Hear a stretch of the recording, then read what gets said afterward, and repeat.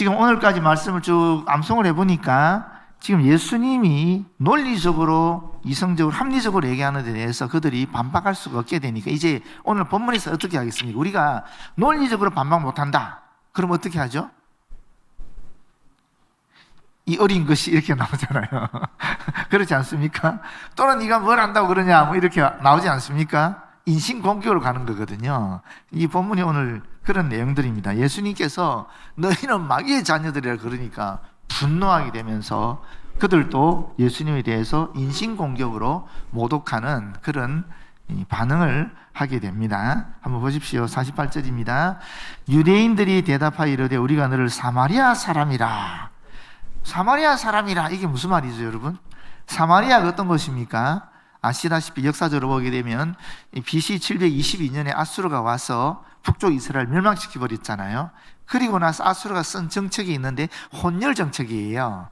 그래서 다른 이방 민족을 그 사마리아 지역에 보내고 사마리아 사람은 또 이방 민족을 보내고 해서 혈통을 섞어 버리는 거예요. 그렇게 되니까 여러분 성경을 보시면 아시겠지만은 이 혈통의 순수성을 굉장히 유대인들은 중요하게 여기거든요. 이 혈통의 순수성이 유지가 되어야 신앙의 순수성도 유지된다라고 보았어요. 특히 바빌론으로 포로로 끌려갔던 유대인들이 그렇게 생각했습니다. 이 유다 왕국이 멸망한 다음에 바벨론 끌려간 사람들 입장에서는 하나님이 선택한 민족이 자기들인데 왜 자기들이 이방 민족에 의해서 이렇게 파괴가 되고 멸망이 되고 심지어 포로로 끌려가게 되느냐는 거예요. 그럼 도대체 하나님은 어떤 분이신가? 하나님은 정말 이방 민족의 신보다 못한 존재인가? 하면서 굉장한 고민을 하게 됩니다. 일종의 신학적인 고민을 하는 거죠. 그때 그들이 경험하게 된 하나님의 인식이 있는데 그게 뭐냐면 하나님은 단순히 이스라엘 민족만의 하나님이 아니시라는 거예요. 전 세계 역사를 이끌어가는 하나님이시라는 거예요. 그래서 바벨론의 느부갓네살 왕 같은 경우를 하나님의 일종의 도구로 보는 겁니다. 그때부터 이 사람들의 세계관이 완전히 확장이 되는 거고 하나님의 인식이 넓어지는 겁니다. 그전에는 자기들만 위하는 줄 알았거든요. 이 사람이 고난을 당해봐야 하나님의 인식에 대한 그런 폭이, 깊이가 넓어지고 또 깊어지는 그런 경험을 하는데 이스라엘 민족 전체가 그런 경험을 하게 되면서 그들이 굉장히 강조했던 게 뭐냐면 하나님 신앙에 대한 순수성이에요. 그래서 비록 자기들이 끌려왔지만 그러나 이 신앙의 전통을 지키기 위해서 이 신앙의 수준을 지키기 위해서 혈통을 강조하는 겁니다. 그리고 나서 바빌론 포로에서 돌아왔잖아요. 이 사람들이 돌아와서 보니까 사마리아 지역은 완전히 혈통이 섞여서 하나님 신앙도 있지만은 이방 민족의 신들을 같이 섬기고 있는 모습을 보는 겁니다. 그걸 보게 되면서 예루살렘 성전을 회복하거나 다시 짓거나 또 성벽 재건할 때도 사마리아 사람들이 와서 우리도 도와주겠다 그랬을 때 거부하는 겁니다. 왜냐하면 지금 자기들은 혈통의 순수성을 지키면서 신앙의 순수성을 지켜왔는데 이걸 보존해 왔는데 지금 사마리아 사람들이 다시 들어와서 이 성벽도 재건하는 거 도와주고 또 이 성전 건축에도 참여하게 되면은 다시 이 혈통이 이 보존해 왔던 그 순수한 혈통이 섞여진다고 본 겁니다. 그럼 그 결과 자연스럽게 이 신앙도 또 섞여져서 하나님만 섬기는 것이 아니라 하나님과 다른 이방신을 섬기는 혼합주의 신앙을 간다고 보았기 때문에 이 바벨론 포로 이후에 유대인들은 이 신앙의 혈통을, 신앙의 순수성을 굉장히 중요했고 이 신앙의 순수성을 지키는 한 방편이 혈통의 순수성을 지켜나가는 거라고 보았어요. 그래서 예수님 시대가 되게 되면은 이 사마리아 사람들은 이미 완전히 이단자들인 거예요. 미친 자들이고 하나님의 진리를 왜곡시켜버린 그런 사람들을 보았습니다. 그래서 유대인들은 이 사마리아 사람들하고 상종을 안 했습니다. 아시죠? 그래서 이 이스라엘 지도를 보게 되면 밑이 유대고 중간에 사마리아 지역이 있고 그 위에 갈릴리가 있잖아요. 그냥 직선으로 쭉 내려가면 가까운 길임에도 불구하고 그들은 요단강 건너서 우회해서 이 갈릴리 지역으로 갔거든요. 그만큼 사마리아 사람들과 접촉하는 것 자체를 기피했다라는 거예요. 왜? 그들은 이단자였으니까. 이단자들은 이방인보다 더 나쁜 거예요. 그렇지 않습니까? 우리 기독교에도 보게 되면 사실 이단 종교가 기독교에 더 심각한 피해를 주잖아요. 오히려 비종교인들, 비기독교인들이 우리에게 위해를 가는 것보다 이 이단자들이, 이단 기독교가 우리 기독교에 피해를 주는 것이 훨씬 심각하거든요. 우리가 신천지를 통해서 지금 우리가 코로나를 경험하면서 확실히 알게 되지 않았습니까? 그래서 이 사마리아 사람들에 대해서는 정말 개, 돼지가 취급한 거예요. 유대인들이 짐승같이 취급했습니다. 그런데 지금 예수님을 향하여 사마리아 사람이라고 그러는 거예요. 굉장히 모욕적인 말이죠. 그렇지 않습니까? 그런데 사실 예수님이 갈릴리 출신이라는 것을 다 알잖아요. 그들도 알고 종교 지도자도 알고 일반 백성도 다 알고 있는 거예요. 그럼에도 불구하고 사마리아 사람이다라고 얘기하는 이유는 너는 이단자다, 너는 이스라엘의 적이다 하는 이야기를 지금 하는 것입니다. 그리고 그 뒤에 보면 뭐라 그럽니까? 또는 귀신이 들렸다. 이 귀신이 들렸다는 말은 늘 예수님을 따라다니는 말이었죠. 마태복음 12장 24절에 보게 되면은 그때 예수님이 귀신 들린 사람을 고쳐주고 또 눈먼 사람도 고쳐주고 그랬는데 바리새인들이 그 얘기를 듣고 말하죠. 이렇게 말합니다. 이가 귀신의 왕 바울 세부를 힘입지 않고서는 귀신을 쫓아내지 못하느니라. 다시 말하면 귀신의 왕에 속한, 귀신을 쫓는, 귀신을 따르는 그 귀신의 제사장이 예수님이었다라고 얘기했다라는 겁니다. 요한복음 10장 20절에도 그 중에 많은 사람이 말하되 그가 귀신 들려 미쳤거늘 어찌하여 그 말을 듣느냐 이렇게 말했습니다. 언제 이 말을 했느냐면 요한복음 10장에 보게 되면 10장이 유명한 장이잖아요. 나는 선한 목자라. 그의 선한 목자장이거든요. 그 말씀이 끝났을 때 이야기를 했어요. 그러니까 이 귀신 들렸다는 이야기는 예수님께서 종종 들었던 그 비난입니다. 그렇지만 진리라는 것은 그렇지 않습니까? 다수의 사람들이 거부한다라고 해서 또 소수의 사람들만 따른다고 해서 진리가 비진리가 되거나 그런 건 아니죠. 그렇지 않습니까? 진리는 많은 사람이 따르든 적은 사람이 따르든 진리는 진리인 것입니다. 그렇지 않나요? 지금도 솔직히 예수가 그리스도이시다, 예수께서 우리의 진리다, 내가 그 길이요 진리요 생명이라 그랬으니까 예수님이 진리시다 라고 얘기했을 때 우리나라에서 진짜 예수께서 진리이신 걸 따르는 사람이 다수입니까? 소수입니까? 엄청 소수죠. 솔직히 소수지 않습니까? 그렇다고 해서 예수께서 그리스도인 것이 진리가 아니냐? 그건 아니잖아요. 진리는 그렇습니다. 진리는 다수나 소수 이런 민주주의 형태로 얘기할 수 있는 것이 아니라는 겁니다. 진리는 진리입니다. 49절에 예수께서 대답하시는데 나는 귀신 들린 것이 아니다. 이것도 재밌는 말이에요. 왜냐하면 지금 사마리아 사람이라고 비판했잖아요. 그런데 그 비판에 대해서는 예수님이 아예 답을 안 하는 거예요. 왜? 말도 안 되는 소리니까. 다 아는 내용이니까, 객관적으로 다 알고 있으니까, 당신이 갈릴리 출신인 것을 다 알고 있으니까. 그런 것도 있지만 더 중요한 게 있어요. 예수님은 이 사마리아 사람들을 비하하는, 차별하는 그 자체를 인정하지 않은 거예요. 아예 그런 그들의 선입관 자체를 받아들이지 않았다라는 거예요. 그래서 아예 무시해버렸다는 겁니다. 거기에 대해서는. 이것도 굉장히 중요한 사실 의미라고 생각해요. 다 이유가 있는 거죠. 예수님이 하시는 그런 모습을 보게 되면. 그리고 보시게 되면 예수님께서 귀신이 들렸다는 이 주장에 대해서는 강력하게 부인합니다. 왜냐하면 이건 영적인 문제거든요. 영적인 문제는 사람들이 오해하기 쉽기 때문에 이 영적인 문제에 대해서는 정확하게 얘기하시는 겁니다. 뭐라고 얘기하십니까? 오직 내 아버지를 공경함이거늘. 귀신 들렸다는 것이 아니라 나는 하나님 아버지를 공경한다 하는 이야기를 확실하게 하는 겁니다. 그런데 너희가 나를 무시하는도다. 이거는 모욕을 준다, 창피를 준다 이런 뜻이거든요. 예수님에 대한 유대인들이 이 귀신 들렸다는 말은 굉장히 모욕적이었다라는 것을 알게 되는 겁니다. 그러면서 나는 내 영광을 구하지 아니하나 구하고 판단하시는 이는 이가 계시니라. 이게 50절이 저는 오늘 말씀 전하면서 굉장히 많이 와닿았어요. 왜냐하면 여러분 잘 보십시오. 나는 내 영광을 구하지 아니하나. 지금 예수님이 귀신 들린 사람이 아니야. 나는 하나님 아버지를 공경하고 하나님 아버지가 나를 보낸 분이야. 라는 근거를 들 때에 뭐라 그랬습니까? 그 이유가 어디 있다 그랬습니까? 나는 내 영광을 구하는 것이 아니다라는 거예요. 잘 한번 생각해 보십시오. 그러면 내가 내 영광을 구하지 않는 것이 귀신 들리지 않은 증거다. 이런 거잖아요. 하나님께서 나를 보낸 증거다. 이런 얘기거든요. 그러면 거꾸로 얘기하면 어떻게 되겠습니까? 귀신 들렸다는 소리는 뭡니까? 자기 자신의 영광을 구하는 거죠. 여러분, 저는 이게 굉장히 강력하게 저한테 왔어요.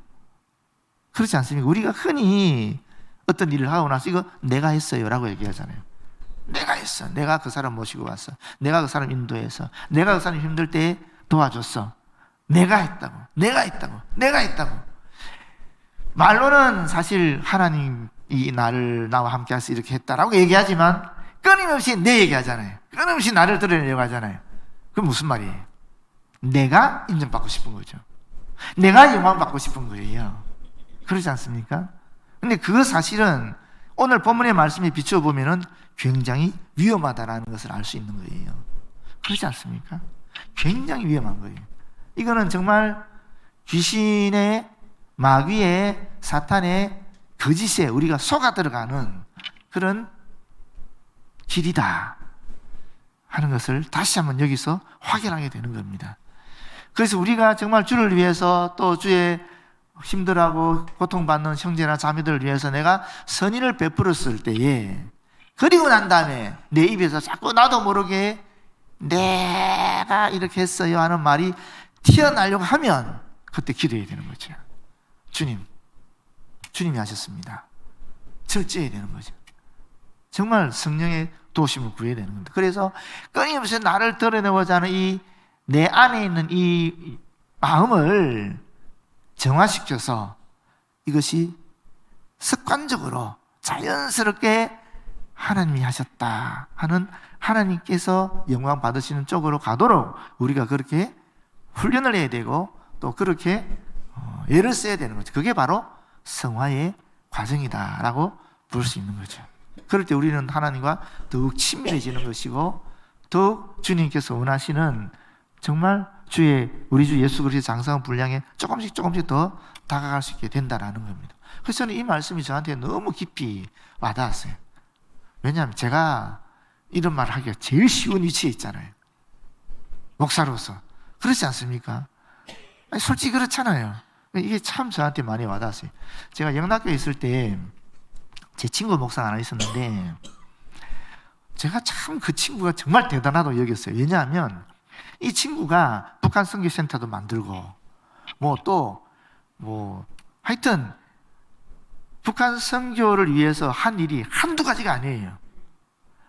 그 일을 너무 많이 했기 때문에 그때 우리 부교육자들 전체가 부부가 다 모여가지고 그 특강을 들은 적이 있거든요. 그런데 이 친구는 그런 얘기, 자기가 한 얘기 자기가 했단 말이에요.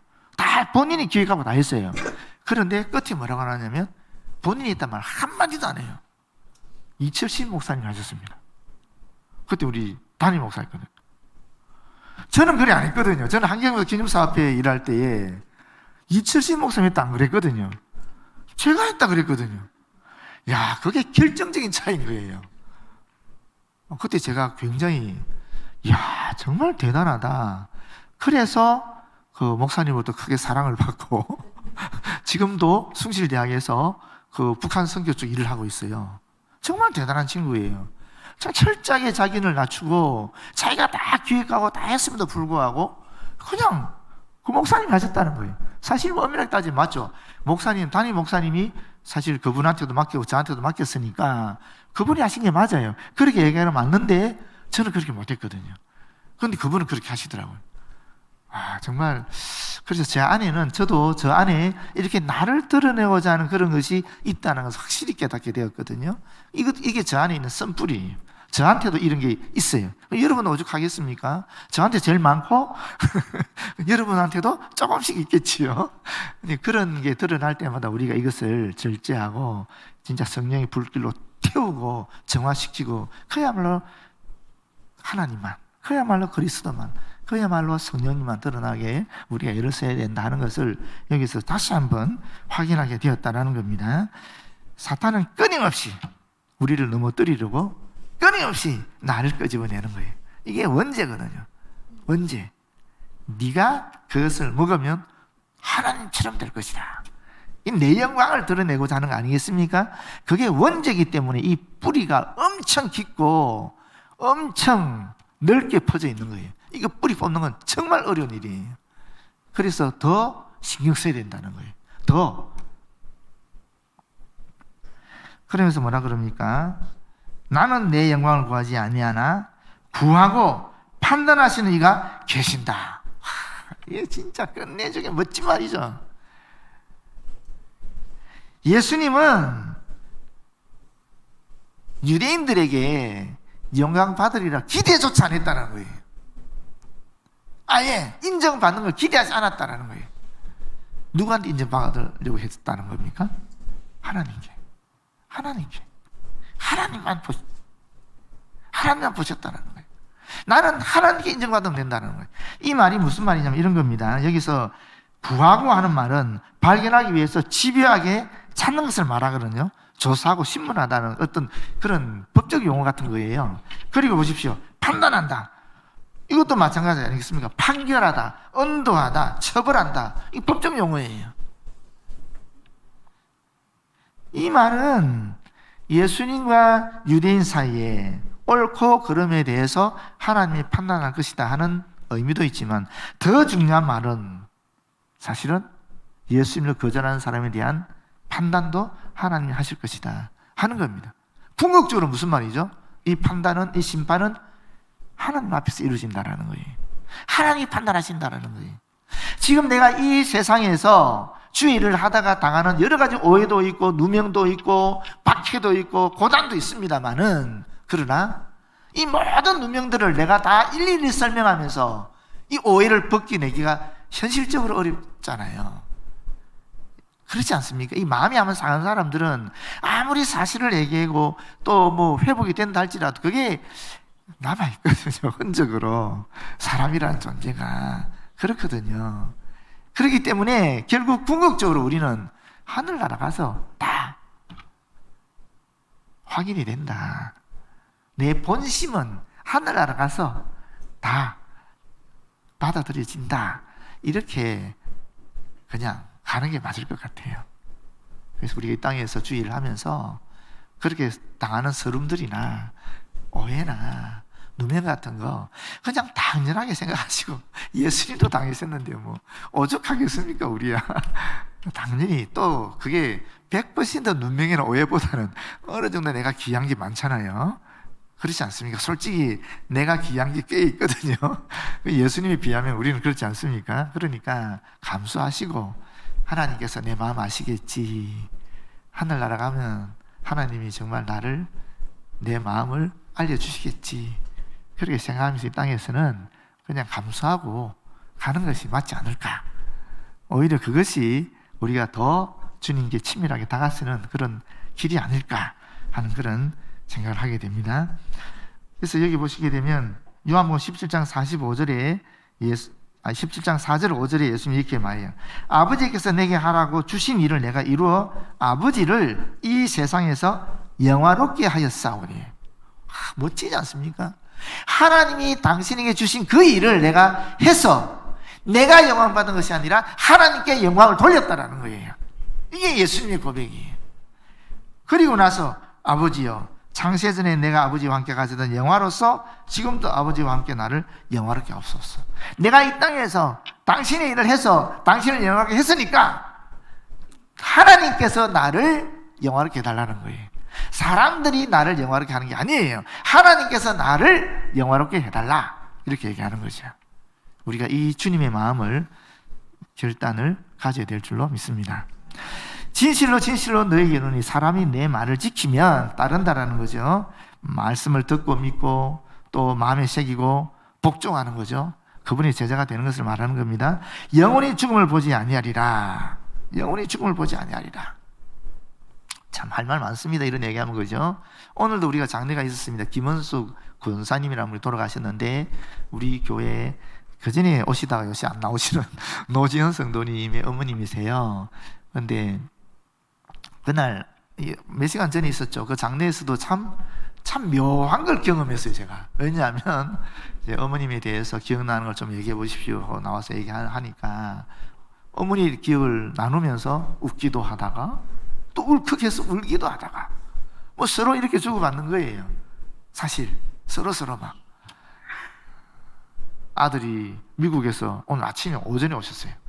그래서 아들이 어머니 회고하면서 웃다가 울다가 또 그걸 듣는 우리도 울다가 웃다가 또 딸이 또 얘기하는데 딸이 하는 말 들으면서 또 우리도 울다가 웃다가 아이고 참 또 제가 말씀을 전하면서도 또 울다가 웃다가 너무 신기하지 않습니까? 장례식에서 웃는다는 것이, 그것도 소리 높여서. 어떻게 그게 가능한가? 우리는 부활의 소망이 있으니까, 우리는 하늘나라에서 다시 만난다는 그런 믿음이 있으니까. 그렇지 않습니까? 그래서 어머니에 대한 기억을 하면서 울기도 하지만 또 웃기도 하는 겁니다. 믿지 않는 사람들 보게 되면 장례식에서 웃는 거 보면은 저 철없는 것들, 저 못 배운 것들 이러지 않겠습니까만은, 그러나 우리는 그거 아니잖아요. 우리가 슬프지만 이 땅에 다시 뵙지 못하니까 슬프지만 그 슬픔이 절제되는 거죠. 그러면서 하늘나라에 계시는 그분 바라보며 6, 7년 동안 이 땅에서 고통을 당하셨는데 이제 그곳에서는 영혼도 완전해지시고 육체의 모든 질병도 사라져서 온전한 몸을 가지시는 그분을 바라보면서, 더군다나 몇 년 전에 돌아가신 남편을 만날 것인데 얼마나 그분 생각하면 기쁘고 즐거우고 감사한 일입니까? 그러니까 또 웃음이 나오고, 참 정말 기독교는 위대한 종교다 하는 것을 다시 한번 느꼈는데, 그게 어디에 있는가? 여기 있는 거죠. 여기 있는 거죠. 예수를 통해서 우리는 영원한 생명을 얻게 되니까 이 죽음을 극복하게 되는 겁니다. 진짜 위대한 종교예요. 어떤 분은 기독교는 종교가 아니다라고 얘기하지만 뭐 그 큰 범주를 보면은 세상 사람 기준이면 종교니까, 이런 종교가 어디 있습니까? 세상에 정말 멋진 신앙이다라고 볼 수 있는 거죠. 유대인들이 이르되 지금 내가 귀신 들린 줄로 주를 아노라. 아브라함과 선지자들도 죽었거늘 내 말은 사람이 내 말을 지키면 영원히 죽음을 맛보지 아니하리라 하니, 너는 이미 죽은 우리 조상 아브라함보다 크냐? 선지자들 죽었는데 너는 너를 누구라 하느냐?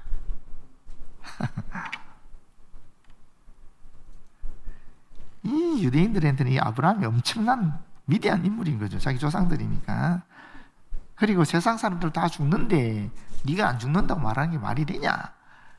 과학적인 진리를 얘기하는 거잖아요. 그렇지 않아요? 사람은 누구나 죽는다.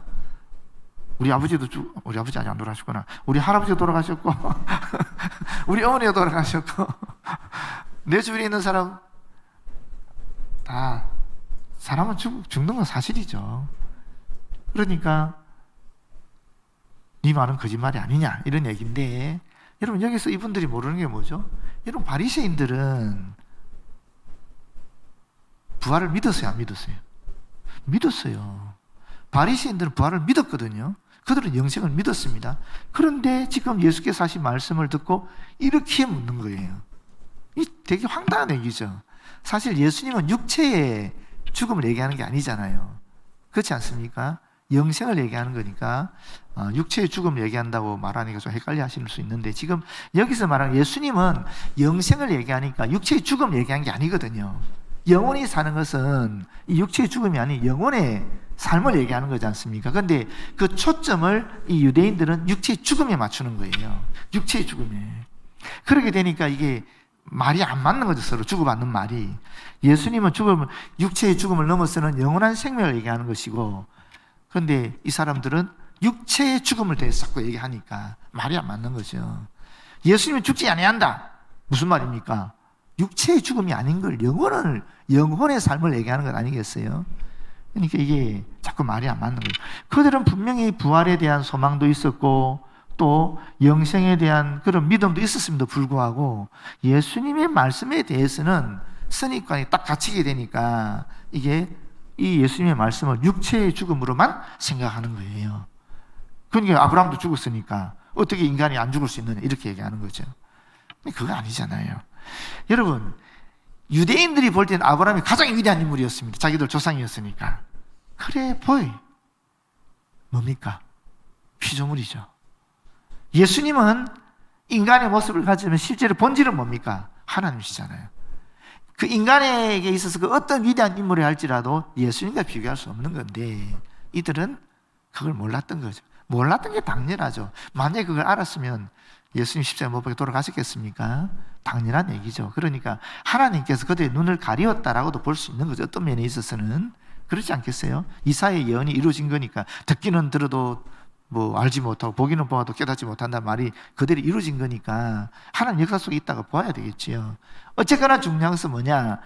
하나님, 예수 그리스도, 성령님 이런 존재와 우리 인간을 비교하는 것 자체는 이건 어불성설이다. 그건 비교조차 되지 않는 거다. 그런데 우리는 너무나 쉽게 그렇게 비교하는 거예요.